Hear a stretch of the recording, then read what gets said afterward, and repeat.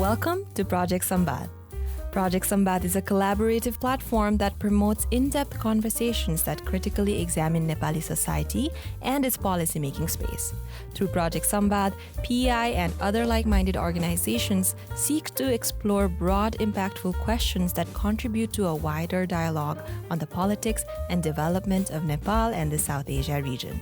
In just 2 days, we had 6 immersive and interactive panels on relevant contemporary topics from development, migration, to business. Sambad comes to life when it reaches a wider audience, and that's why we're sharing live recordings of the conversations. In today's release, we have guest speakers Shlesh Shrestha and Amina Maharzan with host Sadiksha Bhattrai in a Sambad on Between Rhetoric and Reality, an evidence-based conversation on the state of Nepal's labor migration. We hope you enjoy the conversation. Today, I'm Sadiksha Bhattrai, and I currently work as a research coordinator at Center for the Study of Labor and Mobility at Social Science Paha here in Kathmandu. And I have been working in the field of research, I have been engaged in research on migration since the last 5 years. And today's panel discussion, as you may already know from the title as well, is on Between Rhetoric and Reality, an evidence-based conversation on the state of Nepal's labor migration.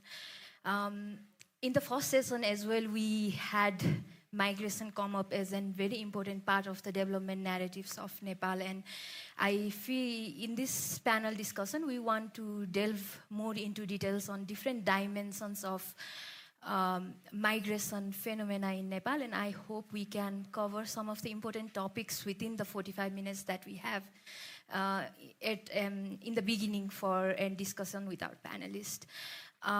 So to talk about the panel, will be focusing more on the migration, or particularly the international labor migration from Nepal. We already know migration is very complex, multifaceted. In Nepal, we have internal migration. We have people migrating across the border to India and China for work and study. We have those who are, after the 1980s, an increasing number are also migrating to other countries in the Middle East, in US, in the Europe.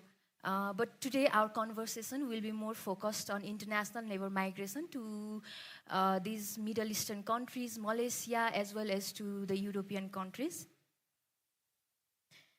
Before going into our conversation, I would like to take a moment and request our panelists here, Dr. Amina Maharzan and Dr. Shlesh Shrestha, to take a small moment and introduce themselves. Aminaji, can you start? Thank you, Sadiksha. Very happy to be here.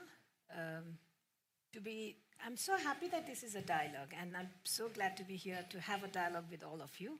I'm Amina Maharzan, and I work as a senior livelihood and migration specialist at ICIMOD, which stands for International Center for Integrated Mountain Development.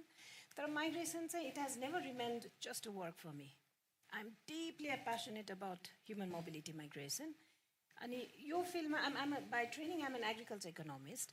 Agriculture sector mein kaam gar raha the, and by accident, I ended up in migration. The conflict time, I was trying to understand how conflict is impacting gender roles. And when I was doing these workshops, everybody was talking about migration, and I had absolutely no idea about it. Then I thought, what is this? Tried to look into it. There is no literature, nothing, blank. And that's when I thought, if I do my PhD, this is a topic that I'm going to do. And ever since, from agriculture, I've shifted more to migration. And as I said, it's not a job. I'm very passionate about anything related to human mobility, migration. That's from my side. Yeah. Shlesh. Hi all, my name is Shlesh Anand Shrestha. I was previously based in Singapore as assistant professor at the Department of Economics in National University of Singapore. But now I'm temporarily based in Nepal, at least for the next 6 months. My background is economics, in particular labor economics. So I study inefficiencies in labor markets. And part of that is understanding global labor markets in the context of migration and mobility of labor across national boundaries. I'll keep it short so we can start the conversation. Thank you so much, Aminaji, Shleshi. So talking about migration, recently, or you can say the report that was published in 2022, the World Migration Report, it says like there are 281 million international migrants, and among them almost an estimated 60% are labor migrants. And if you look at the data from Nepal as well, like last fiscal year, more than 700,000 Nepali took labor permit from the government to go abroad for work. And the Nepal census, which was recently published last year, it shows there were 22 lakhs Nepali abroad at the time of their survey. So this also shows labor migration has become a very important part of in the context of Nepal. So, Slesi, I have this question, like how does Nepal experience regarding labor migration conforms or fits into this larger global migration trend? Yeah, I mean, the thing is, first of all, like international migration is not a new or recent phenomena, right? I mean, you can look at starting from this mass migration from Europe to the New World, including extreme form of forced migration in the form of slavery, right, in the 1400s and 1500s, as well as the debate surrounding such migration was also equally heated and contentious, right? For example, you can think about the Chinese Exclusion Act of 1982, where basically the US banned all Chinese migration into the US. And more importantly, the economic sort of push and pull factors that drives this human mobility across space hasn't changed also, right? So, and like if you can take an example of slavery itself, like it was purely driven by this need for immense demand of quote unquote low skilled cheap labor to work in sugarcane and cotton plantation. The Chinese migration was driven to work during the expansion of railways to the West. Right, so the developed countries have always had the need to import cheap labor to meet their labor needs, but they had previously also faced economic and political cost of assimilating these migrants as well as their families into their society, right? And often leading to conflicts with natives, right, between migrants and natives. So in that context, they had imposed these barriers for labor mobility in particular, right?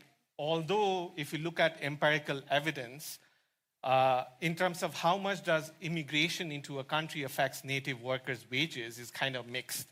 And it mostly depends on context.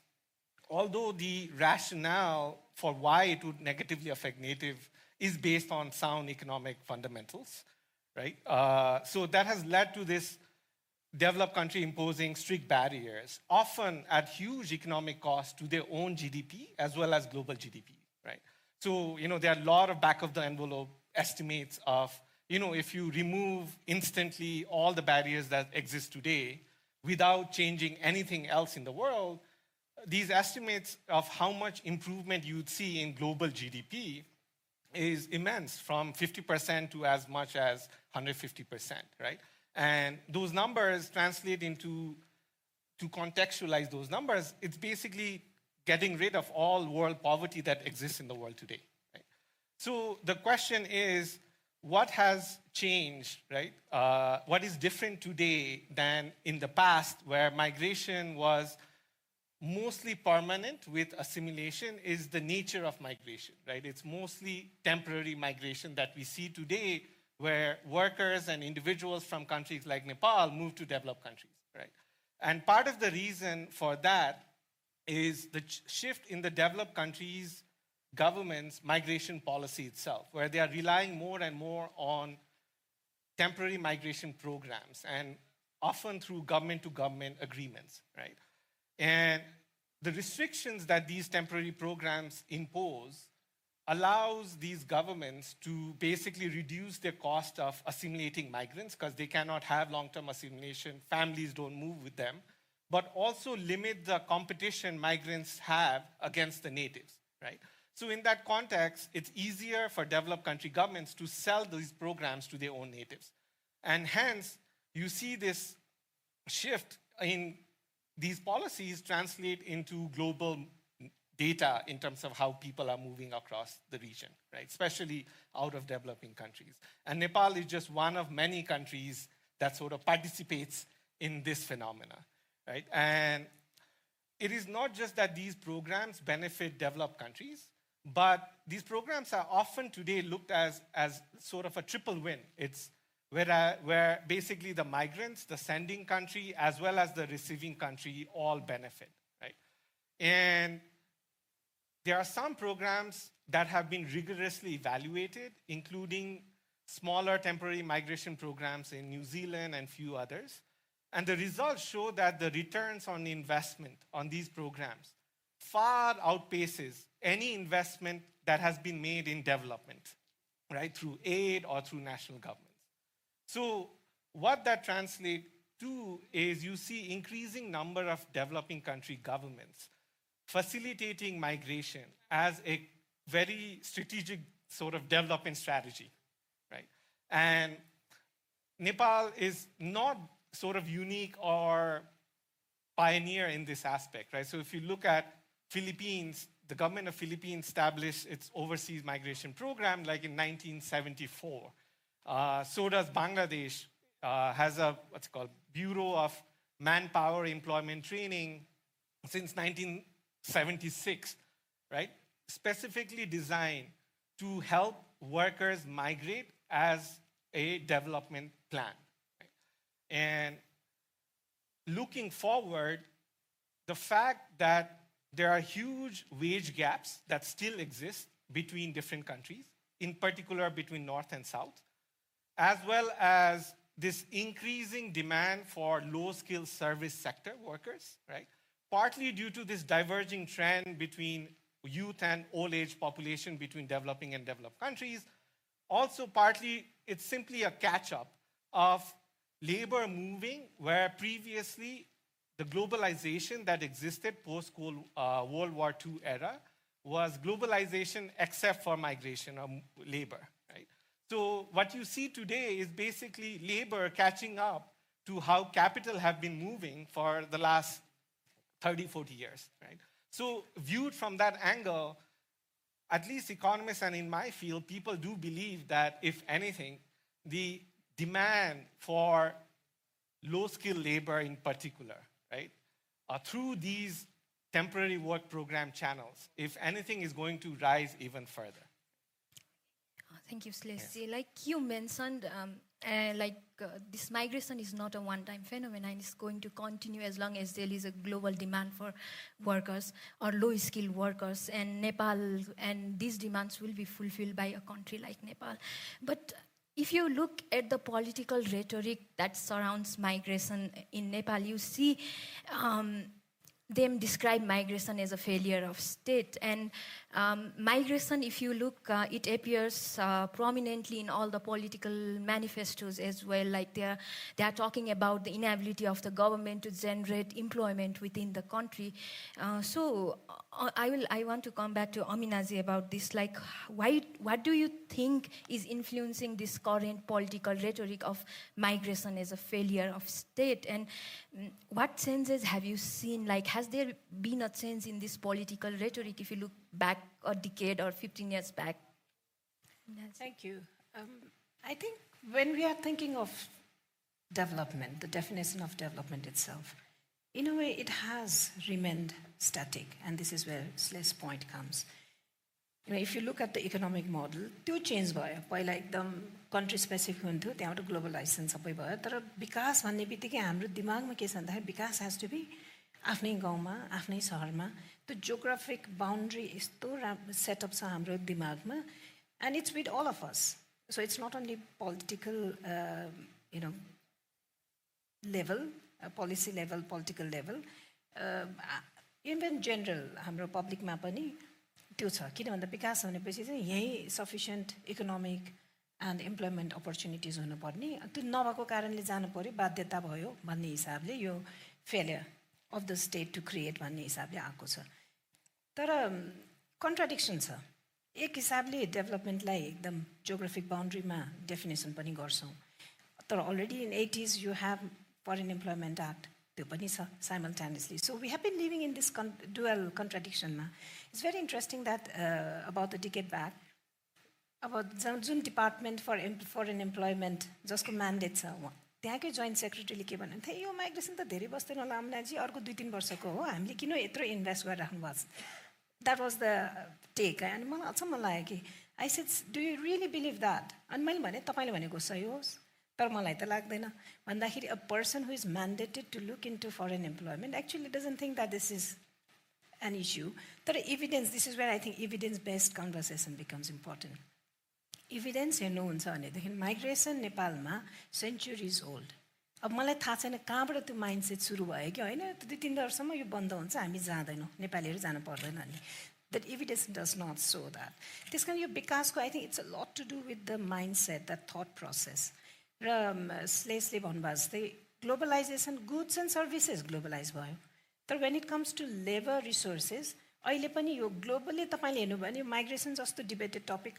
Hardly अरू होला कि and it is everywhere यो नेपालमा मात्र होइन सबै ठाउँमा so I think these are some of the factors र अर्को चिज पनि फेरि के छ भने त कहाँ कस्तो काम गरिरहेछ I have often met people जसलाई चाहिँ उल्लाग्दो रहेछ कि अब एयरपोर्टमा सफा गर्ने क्लिनिङमा चाहिँ सबै नेपाली रहेछ so there which is if people don't go there किन भन्दाखेरि त्यो काम के गरिरहेछ लो स्किल कामसँगको त्यो एम्बारेसमेन्ट द होल कन्सेप्ट कि इट इज वर्क अनि त्यो तर त्यो वर्कको लागि जुन रेस्पेक्ट चाहिने त्यो पनि छैन so I think that has acted another burden हाम्रो दिमागमा to not consider migration at part of development pathway यो सबै फ्याक्टर्सले गर्दाखेरि चाहिँ we are I would say we are living in this contradiction remittance नहुँदाखेरि त देशै नचल्ने रहेछ कोभिडले देखाइहाल्यो तर त्यसलाई रिकगनाइज गर्न पनि हामी सकिरहेका छैनौँ and in this I believe is where we are losing out यो चिजलाई बरु जे छ रियालिटी रेटोरिक एउटा ठाउँमा छ reality what is the reality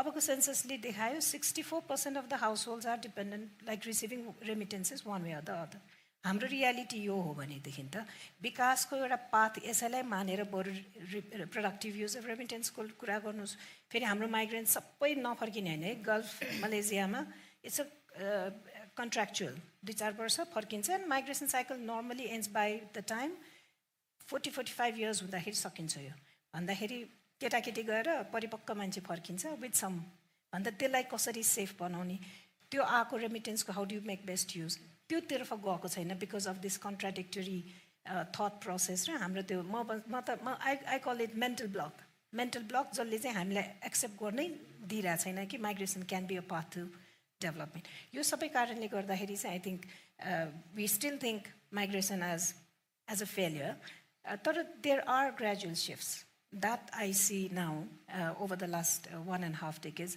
Even political parties ko pani यसपालिको manifestationहरुमा safe and orderly migration has started. And also I think it has to do with global change in global dialogue also. SDGs ko time I remember it was such a struggle to get migration included in SDGs. Goal नभए पनि at least केही target त आयो नि and it was a huge struggle. तर त्यो भएपछि that paved that pathway for safe orderly migration भनेर and I think that also helped the government and policy makers to start thinking and which I believe is a positive pathway. And अर्को चाहिँ के भन्छ अब यति आज मिडियाको पनि कुरा भयो माइग्रेसनसँग फेलियर यति धेरै प्रचार हुन्छ कि त्यसले गर्दाखेरि पनि is that really pathway to development भन्ने प्रश्नको सायद त्यहाँबाट पनि आइरहेको जस्तो लाग्छ but my thoughts and this is where I love this dialogue is that we have to start recognizing this reality र रियालिटी जे छ त्यसमा बरु कसरी गर्न सकिन्छ विकासको लागि क्याटलिस्टको रूपमा यसलाई कसरी गर्न सकिन्छ त्यो तर्फ डायलग जाँदाखेरि चाहिँ I think it will be more constructive and also to reduce this compulsion to migrate त्यसमा चाहिँ हामीले ध्यान दिनुपर्छ मान्छेलाई इकोनोमिक या अरू कारणले चाहिँ त्यो कम्पल्सन निकाल्न सक्यो भने वी हेभ डन आवर जब thank you Thank you. Like Aminaji said, like if you look at the policies as well, we have the Foreign Employment Act and also different migration policies as well. In recent time, do you think, how do you think the policies has like shifted in terms of migration in Nepal? Like how is the government looking at migration? Is this for me? Yes. Oh, okay. I mean, just a caveat, I'm not the expert in Nepal migration. So many of you here might know more than I do, so I welcome your input as well. But what I can say is, like I was mentioning, Nepal is not unique in this environment. It's basically trying to follow the template that was set by other countries that have come before them, right? So that makes some of the challenges easier as well, but on the other hand, there are certain unique aspects of Nepal that needs to be incorporated in the policy as well. Besides the political side, what I do see, Ministry of Labor, including the foreign, I guess now it's Department of Foreign Employment. No, Foreign Employment Board. Yeah. It used to be Foreign Employment Promotion Board, Yeah. hence the politics in that. They are basically they have three areas that they tend to focus on, as with any other countries, which is policies targeted pre-migration, policies during migration, and policies for returnee migrants as well, right? Because most of the migrant workers are coming back to Nepal because of the nature of the contract under which they migrate. So in terms of pre-migration, obviously you hear a lot about regularization of manpower agencies, price quotas on how much they can charge and all that as well. But also part of that policy package includes orientation for migrant workers in terms of informing them about their rights in their countries, as well as some of the work you and your organization have been also doing with Mushrik and all in Western Nepal, where you try to sort of connect aspirant migrants to people who are already abroad, because most of the migration happens through networks. And research everywhere over the world shows that networks do matter in terms of the quality of migration and how much you earn. So, these are the aspects that the government of Nepal is actively engaging, right? Including signing a lot of government-to-government agreements. And that's like a horse race as well, because each country wants to sign agreements with different countries. So Nepal is basically competing with countries like Bangladesh, Philippines, Indonesia, Sri Lanka, India, Pakistan, to get these contracts, right? So think about where I was based at, like Singapore, has a huge migrant population, including a lot of low-skilled migrants. But not a single one is Nepali, partly because Nepal could not get access to that labor market, whereas India, Bangladesh managed to get government-to-government agreement with Singapore. Right?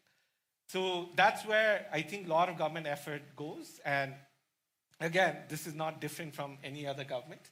In terms of during migration, there's a lot of policies in terms of selling health insurance, making permitting and renewal of permit easier, facilitating issues when they occur in the labor market abroad, thinking about formalizing remittance and making sure remittance is easily transferable to households back home, right? Which also has government incentive because they can tax easily as well. In terms of returnees, however, not just Nepal, but I think everywhere else, governments have struggled to think about what are the policies that sort of allows migrants to seamlessly reintegrate. Because think about it, like typical migrant often only goes abroad for 2 to 4 years. So coming back, they have a lot of productive labor market sort of lifetime they're going to spend in Nepal, right? So we stress a lot about brain drain and loss of labor abroad, but we are only losing for a few years. In fact, they actually come back and have the potential to spend most of their productive labor life in Nepal. Right? And then the question is, how well can the labor market in Nepal observe them back, right? And what's the role of the government to facilitate that? Especially with something like NSTB is doing, where they are providing subsidized accreditation programs, certificates basically, which is saying, look, I went abroad, I know how to run a digger, I don't have the capacity to go through training and get the permit, but you can go to an NSTB board and they sort of accredit your skills, saying, you are a migrant, you sort of have this experience. So the domestic employers can validate that because it has a government seal and therefore are more willing to hire workers, right? So there are policies that the governments around the world, including Nepal, are working on. And again, if I missed something or there's major ones that I missed, please feel free to jump in. Yes. Slesi mentioned, you mentioned like the government is signing a lot of new agreements with different destination country, and this also has been in, if you look at the 15th development plan and also the ministry's strategies, you can see that they want to find this newer destination for Nepali migrant workers, and which is also different from the political rhetoric that is ongoing in Nepal right now as well. And to supplement this kind of like changes in the policy direction, we can also see from data that Nepali are also going to a lot of newer destinations. Like if you look in the past, most of our migration, or at least international labor migration, occurred to the GCC countries, that the Gulf countries, and also to Malaysia. But recently, and even the Nepal labor migration report showed that an increasing number of Nepalis are migrating to European countries, and Portugal, Malta, Romania, Cyprus, and Croatia are emerging as a very important destination for Nepali migrant workers. Aminaji, what do you think brought this change in the trend of migration in Nepal? In my opinion, major would be exposure. And probably I won't be wrong when I say, Nepalma धेरै सो चिज पहिला मान्छे they find it autonomously, and त्यसपछि government catches up. अब जब people started to migrate to Gulf countries, Malaysia and others, so obviously they have come in contact with migrants from other countries, and that's how that network has actually built over a period of time. And this, I think, is where it started, this expansion, because I had spoke with few people who were working in Dubai and were thinking of going to the other destination because they have managed to get that networks. Migration ma एकदमै important parts in network को हुन्छ. किन भन्दा यो migration जति formalized channel बाट हुन्छ, formalized channel भए तापनि network ले एकदमै important role खेल्छ. And त्यसैले यो migration scholarship मा network is probably the most important part. Having said that, अर्को एउटा फ्याक्टर के भयो भन्दाखेरि एउटा त नेचुरल ग्रेजुएसन पनि हो. अब हाम्रै पनि अब तपाईको रेमिटेन्स युज हेर्नुहुन्छ भने one of the most prioritized sector of remittance use is education. म गएको छु भनेदेखि मेरो प्रायोरिटी के हुन्छ, मेरो बच्चाहरु पढोस्. मेरो बच्चा अब +2 हरु पढ्न थाल्यो भने now I have a network, I have exposed, मैले हेरेको छु अलिकति दुनिया देखेँ, मेरो बच्चाले अलि पढेछ. Now I start to think कि म अब गल्फमै किन पठाउने, what could be other destination, र अलिकति पढे लेखे पनि भएपछि चाहिँ okay now I am ready for another destination. त्यसरी यो लेबर माइग्रेसनमा चाहिँ त्यो ग्रेजुएसन शिफ्ट बिस्तारी चाहिँ भएकै छ. गभर्नमेन्टको तर्फबाट पनि अब तपाईँ मिडियामा हेर्नुहुन्छ नि, it's migration is always you are talking about two nations. Transnational issue हुने बित्तिकै तपाईँको प्रोटेक्सनदेखि लिएर हरेक चिजमा अ लट अफ च्यालेन्जेस, र गल्फ कन्ट्रिजमा this challenges have persisted despite many efforts. Efforts in नभएको चाहिँ भन्दैन, there has been efforts, but it has been very difficult.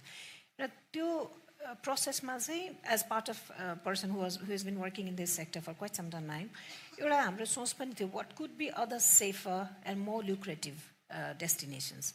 भन्दाखेरि त्यो सर्चमा पनि यो this started to expand. And then I think the third point, कतार जाँदाखेरि it was very interesting. कतारमा बसेर माइग्रेन्ट्सहरुसँग कुरा गरेँ.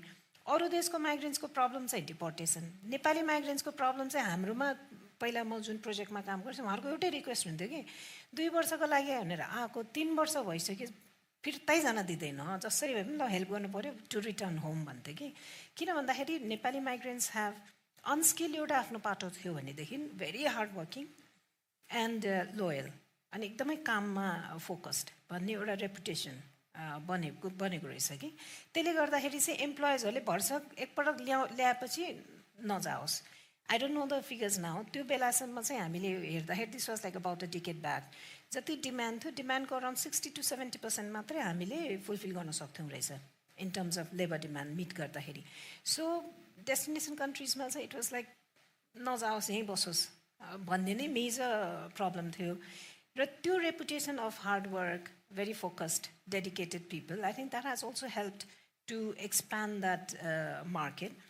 अहिले चाहिँ it's not only low skilled, even middle skilled को पनि अहिले demand सुरु भएको छ. And one of the things I think COVID probably अब यो latest with UK, यो nurseहरूको त it has to do because post-COVID it was so apparent that some of these countries have this labor shortage. Yati apparent भयो कि I think that has also helped. So a combination of factors had actually helped to expand the labor market.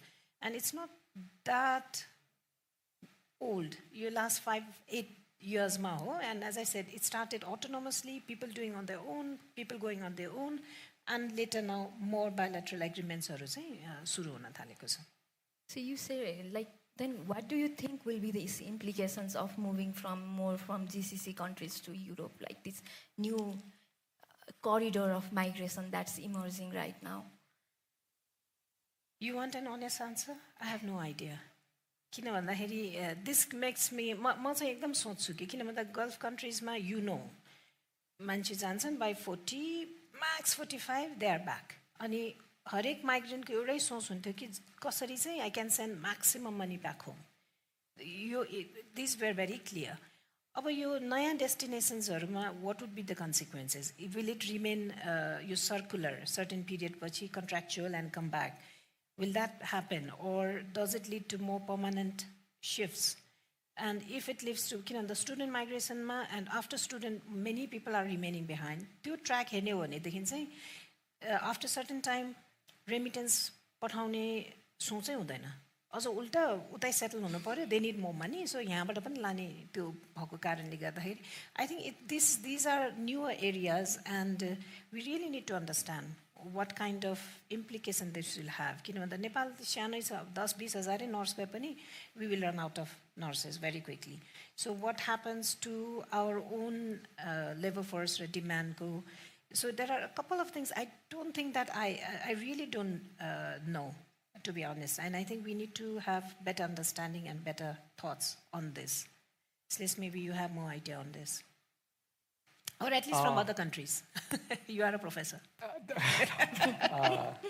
don't think that means much. Yeah, I mean, it makes sense what's happening, right? And you mentioned that the government policy here is catching up to what's happening in reality. But it is also true from the other side. Like, policies of many of these EU countries are also catching up to reality. So you might see those destinations today as providing some kind of opportunity for long-term assimilation. But it is, if you look at data, like very recently, the number of temporary migrants that have entered OECD country together outnumbers any permanent migration they have taken in, right? From any category, not just employment category. So I don't know how much this expectation that, that kind of migration that exists today to European countries is going to be different from what we see in GCC and Malaysia. I don't know how much is that going to come true, right? And this is just my personal view and base, I think those countries would eventually catch up into what's happening and hence bring out policies that are more protective of native workers, but at the same time, allow a lot more migration into those countries. So I see the volume of migration to these countries definitely increasing. At the same time, the increase in restrictions on labor market opportunities as well as social mobility or long-term assimilation in these countries. But I mean, we were saying before, in terms of the general idea of migration, we have to accept the fact that this is a globalized world and the global phenomena. It is also true that the reason this has happened, this trend, is the ability of developed countries to restrict competition between natives and migrants, right? And there is a camp in policy where they advocate for a right-based approach, whereas, even countries like Scandinavian countries, they want migrants to have same exposure as natives. But if you look at data, their policy does not allow them to take that many migrants anyway, because it's not politically viable domestically to take in migrants without restricting their competition with natives, right? So there are a lot of papers that does these back-of-the-envelope calculation, and as much as GCC, I'm not the, holding banner for Malaysia and GCC type migration. Obviously, it has a lot of issues, and there are studies that shows these restrictions actually depresses migrant wages as well, in addition to these extreme examples of exploitation and all that. But GCC and Malaysia type migration contributes a lot more to bringing equity in the global market than policies that, in one hand, gives more access to migrants in terms of less competition, less restriction, but also limits the number of migrants that can enter. Right? So again, I'm sort of diverting here, but we should be careful about how we think about that destination relative to today, especially comparing the nature of that migration today versus what it's going to be in the future. I think just to add on to it, I think in the short run, what is going to happen is हाम्रो remittances probably would be higher. And if, Sles, what you are implying to भयो भने, if people come back, that would be wonderful. So we will have not only skill, but world-class nurses and other skill sources coming up. And as I said, त्यसलाई राम्ररी use गर्ने हो भने, that can actually be used as a catalyst, maybe to develop a better education systems here. When I say not only schools or university, the whole ecosystem of education and hospitality and other sectors. So I think this is why I think it's important now to start thinking, what does it mean? Because if that brainstorm happens, migration ko एउटा problem के छ भन्दाखेरि, by the time migration happens, by the time the implications देख्दाखेरि, action becomes too late. कि त्यो anticipate गरेर अहिले गर्न सकेन भन्दाखेरि, गाउँ खाली भएछ, अब गाउँलाई खाली त भइसक्यो, अब कसरी फिर्ता ल्याउने जस्तै, देश खाली भयो, अब देश कसरी फिर्ता ल्याउने भने जस्तै त्यो समस्या हुन्छ. Anticipation गर्न चाहिँ एकदमै जरुरी हुन्छ. And this is where I think more work needs to be done. हजुर, तपाईँले अहिले भन्नुभएकै कुरामा जस्तै गाउँ खाली भयो भनेर अघि पनि तपाईँले भन्नुभयो, अब नर्स 15,000 नर्स गयो भने त नेपालले त्यो नर्स गुमाइराख्नु भएको छ. सो नट ओन्ली लाइक फ्युचरमा अहिले पनि आई think it's one of the issues that has not been talked about a lot. हाम्रो रिसर्चहरू हेर्दाखेरि अहिले यो फेमिनाइजेसन अफ एग्रिकल्चर भन्ने कुराहरू लिट्रेचरमा धेरै आइरहेको छ. लेबर सर्टेजको कुरा आउँछ. हाम्रो न्युजहरूमा पनि तपाईँहरूले हेर्नुभयो भने चाहिँ तपाईँको बारीहरू चाहिँ त्यत्तिकै खेती नगरी बाँझो छोडेको कुराहरू आइरहेको छ. हाम्रो घरमा चाहिँ because of shortage of men फिमेलहरूको वर्कलोड बढ्नेदेखि लिएर त्यस्तो कुरा पनि देखिन्छ. अनि अर्कोतिर चाहिँ अब रेमिटेन्सको कुरा पनि आएको छ. त्यसले गर्दाखेरि चाहिँ अब हाम्रो इकोनोमीमा पनि त्यसले ठुलो महत्त्वपूर्ण भूमिका खेलेको कुरा पनि हामीलाई थाहा छ. तर फेरि यतापट्टि आउँदाखेरि चाहिँ तपाईँको जस्तै पपुलेसन डाइनामिक्सको, तपाईँको सोसल डेमोग्राफीको कुरा गर्दाखेरि चाहिँ यो अहिले जुन हाम्रो नेपालमा भइरहेको छ विगत लाइक पार्टिकुलरली लास्ट 2 डिकेड्समा जुन एक्सपोनेन्सियल ग्रोथ भयो मेन माइग्रेसन, पार्टिकुलर मेन माइग्रेसनले गर्दाखेरि चाहिँ हाम्रो यो पपुलेसन डाइनामिक्स र सोसल डेमोग्राफीमा कस्तो इम्प्लिकेसन्स भइरहेको छ अमिनाजी? There is literally divorce between migration and development. हामी डेभलपमेन्ट प्लानमा हेर्छौँ भने माइग्रेसन चाहिँ ब्याकग्राउन्डमा जाँदो रहेछ कि. So we know this is happening, but then when we are planning a project, र वेन आई से वी, मैले गभर्मेन्ट मात्र भन्नु खोजेन, अल अफ अस हामी प्रोजेक्ट केही बनायौँ, योजना नीतिको कुरा गऱ्यौँ भने माइग्रेसन छ, हामी सबैलाई थाहा छ, त्यो चिज हामी भन्छौँ पनि, तर त्यसको के इम्प्लिकेसन्स छ त्यसलाई चाहिँ बुझ्दैनौँ रहेछ कि. अनि जसले गर्दाखेरि चाहिँ यो हाम्रो एजम्सन चाहिँ population remains as it is भन्ने किसिमले गइरहेको देख्छु. अब मैले पिएचडी सकेको 2010, and that's when I had flagged up about left behind women, is it good for women's empowerment or not भन्ने कुरामा खासै त्यसमा खासै निडल सिफ्ट भएको पनि देख्दिनँ कि म. And this is where I think we are not able to use migration to the extent. किनभने अहिले एभिडेन्स हेर्नु हो भने कति पर्सेन्ट चाहिँ यो हाम्रो नेसनल लेभल पवर्टी रिडक्सनमा माइग्रेसनको रेमिटेन्सेसको कन्ट्रिब्युसन छ भनेर इस्टाब्लिस भइसकेको छ. Not because we have been able to actually catalyze migration for poverty reduction. Again, autonomous reason because of the way people have been spending their remittances. You know, that divorce, that is, I think, really doing a lot of harm as a country. अब पालिकातिर यसो गर्दाखेरि तपाईको पालिकाबाट कतिको migration एकदम यो issue आउँछ. अनि तपाईले यसलाई कसरी एड्रेस गर्न गरिराख्नु भएको छ भने हामीले यस्तो यस्तो कार्यक्रम ल्याइरहेछौँ जसले गर्दा मान्छे विदेश जान नपरोस्. यसलाई मैले सोच्दै अब जो त गइरहेछ यो तपाईले बन्द गर्नु पनि सक्नु भएको छैन, डिकेड्सदेखि भइरहेछ.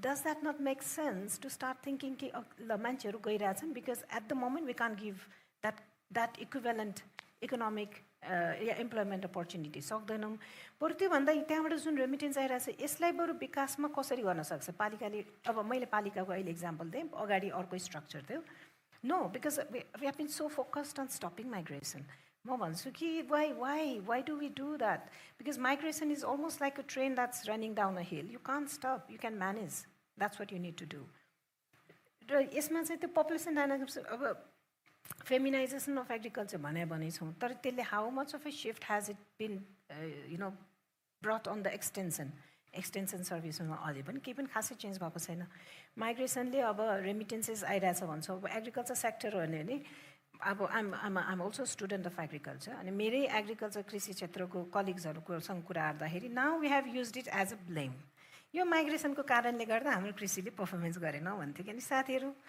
3 भनौँ न 15-20 वर्ष अगाडि हामी भन्थ्यौँ सबैजना कृषिमा डिपेन्डेन्ट भएकोले हाम्रो कृषि चाहिँ प्रगति गर्न सकेन भन्छ अहिले अब कृषि छोडेर गयो त्यसै कारण कृषिमा प्रगति हुन सकेन वाट इज द प्रब्लम भन्दाखेरि it's not because of migration that land is being left fallow अनि यसमा चाहिँ I had actually done a study हामीले लमजुङ चितवन र नुवाकोट चितवनमा त पनि माइग्रेसन व्यापक छ ल्यान्ड फ्यालो छैन त nowhere किनभने that we did it we used a mixed method to really see it अनि हेर्दाखेरि त्यहाँ त ल्यान्ड फ्यालो छैन माइग्रेसन छ भन्दाखेरि चितवनमा चाहिँ किन माइग्रेसनले ल्यान्ड फ्यालो हुँदैन लमजुङ र नुवाकोटमा चाहिँ हुन्छ भन्दाखेरि it is the agriculture sector that is so non commercially not viable म आइएम एन एग्रिकल्चर इकोनोमिस्ट र मेरो इकोनोमिक हात राख्ने भने म आफै गर्दिनँ कृषि मेरो त्यो होलसेल जति स्लेस probably will explain it better labour productivity जति त्यसमा युज हुन्छ र अब now I'll bring climate change त्यसले फेरि अर्को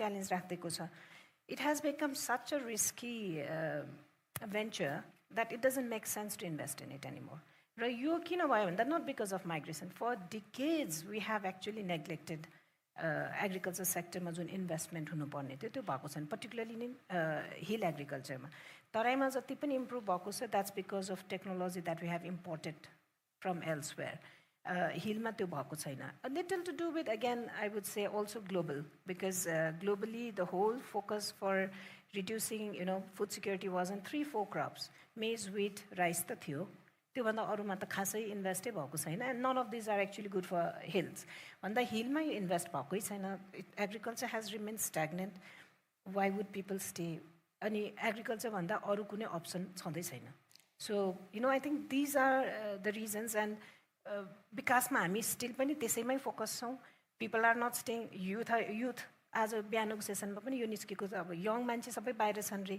सो how are you going to reach out to them no thoughts on that अब सबै यहाँ बसेको बुढापाका महिलाहरू छ भने उहाँहरूलाई कसरी फोकस हुनु गर्ने हो यसमा no thoughts on that gender has remained as one tick box kind of thing I think this is where we have not actually managed to capitalize on migration benefits as much as it would have been possible. Probably Slash will disagree because he's saying that globally it has been it has been the same trend. It is globally, but I feel that there is a lot more that could have been capitalized. Yeah, I mean, I don't think this statement you disagree, which is. I think there's little debate that there is immediate financial gains from migration, right? And just because of the wage gap between these countries. And most of the money migrants earn do come back to Nepal. Right? So, and there's also a growing body of work over the last 2-3 decades now that show that remittance directly improves consumption of households, which tends to be directly correlated with well-being and poverty, as well as some sort of investment, right? That has long-term implication for what does the migration mean in the long run for that household itself. But what I do find, at least in the context of Nepal and the way people discuss the impact of migration through remittance is, are migrants spending money the right way or the wrong way, right? And I don't think that's a productive argument to have. Partly because it depends on preference. Like if I earn something, I make many decisions that are probably not, I might regret.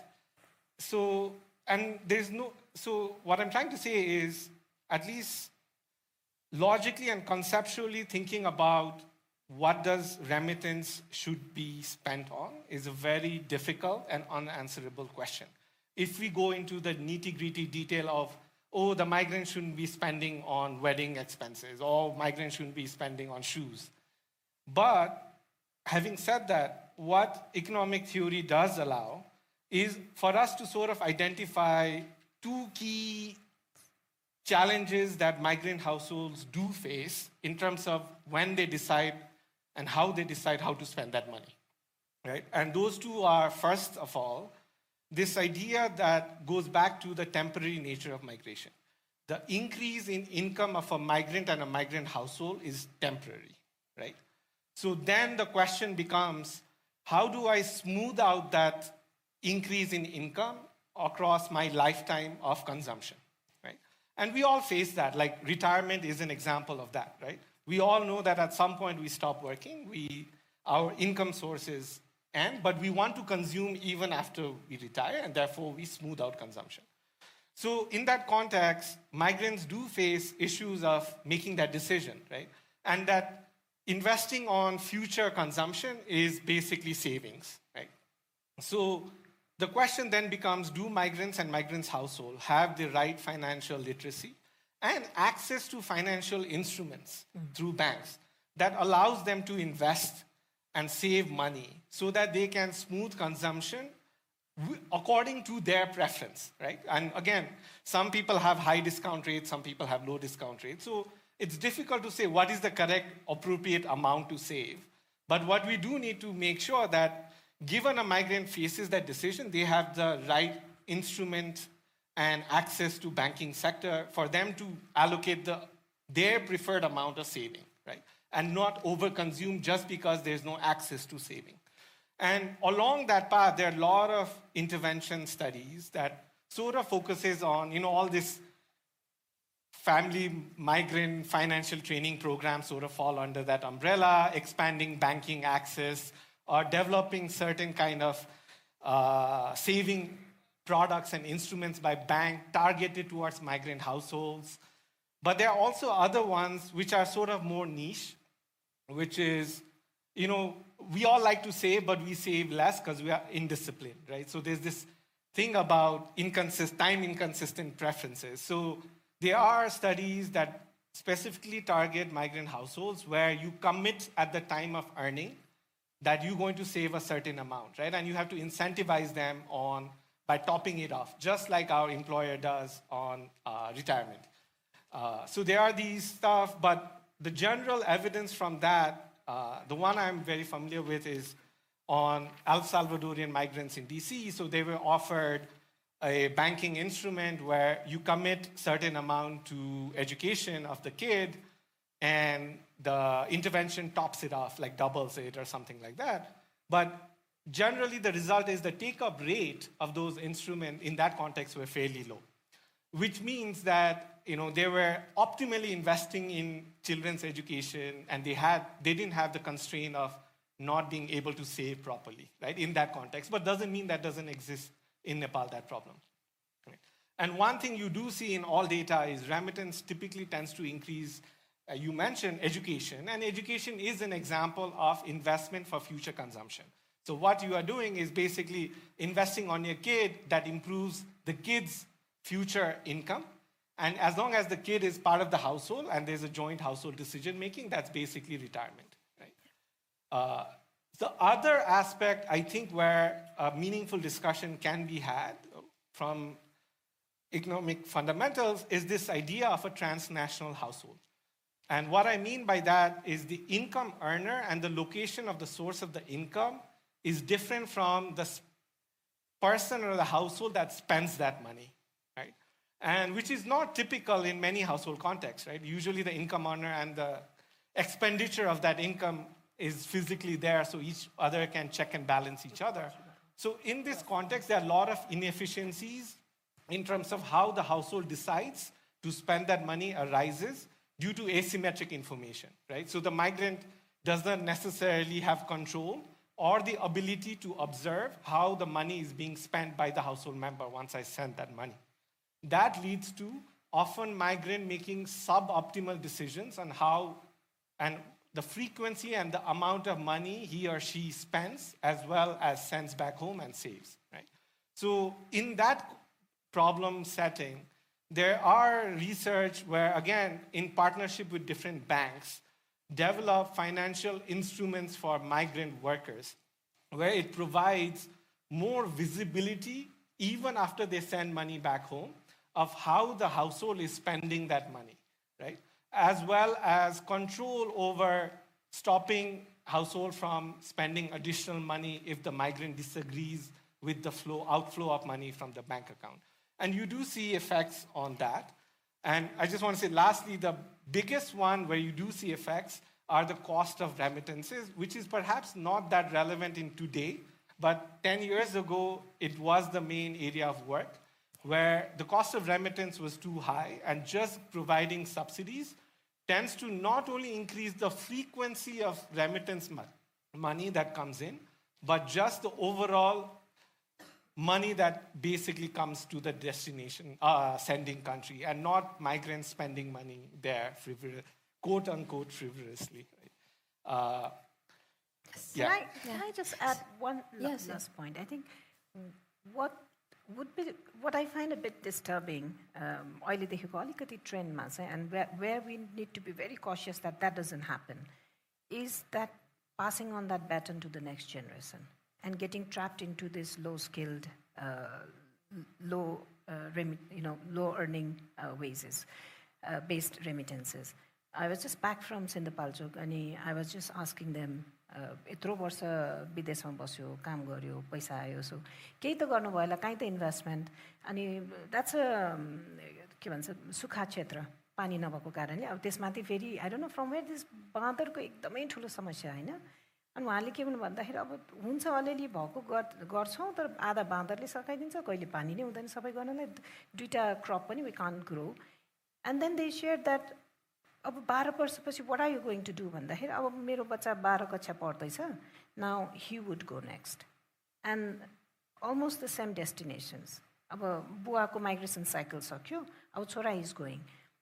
That is no graduation, and this is something that I think we need to be very cautious that it does not happen, that this dependency on low-skilled migration does not pass on from one generation to another. That we should be absolutely cautious about. Yeah, thank you, Amina Slesi, and we are almost over time of 45 minutes. I know that migration is such a multifaceted, multidimensional thing that we have so many topics to cover, but now I would like to open the floor for questions and answers and conversations.